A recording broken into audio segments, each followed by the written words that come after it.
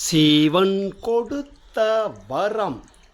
இதுவரை நாம் கண்ணுக்காக 6 பதிவுகளை வெளியிட்டிருக்கிறோம். இது 7வது பதிவு. கண்ணுக்கு மருந்து போடுவோம், கண்களை சுற்றி மசாஜ் செய்வோம். இந்த புருவத்தை நன்றாக அழுத்தி விடுவோம். கண் தெளிவாக இருக்கும். நானும் இப்படித்தான் காலையில் ஒரு வேளை, மாலையும் ஒரு வேளை என்று இரவு படுக்கும்போது கண்ணுக்கு போடுவேன்.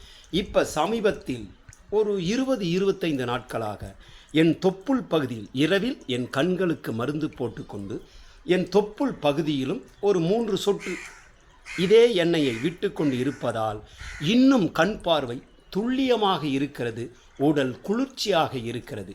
ஒரு மருத்துவர் ஒரு மருந்தை தயாரிக்கும் போது சரியான மூலிகைகளை கொண்டு தயாரிப்பார். அடுத்த முறை அந்த மூலிகை சார்ந்த நட்பு மூலிகளை சேர்த்து இன்னும் தரமாக செய்யும்போது அவருக்கு அனுபவமும் கூடும், மருந்தும் வீரியமாக இருக்கும். அதைப்போல கண்களுக்கு நீங்கள் இந்த கண் எண்ணெயை பயன்படுத்தும் போது உங்கள் தொப்புளிலும் இந்த எண்ணெயை போட்டு அதை சுற்றி மசாஜ் செய்து பாருங்கள். அற்புதமான கண் பார்வை, கண் குறைபாடுகள், கிட்டப்பார்வை, தூரப்பார்வை எல்லாம் சரியாகிறது. சித்தர்களின் ஆசீர்வாதத்தோடு சிவன் கொடுத்த வரம் எல்லோருக்கும் சொந்தம்.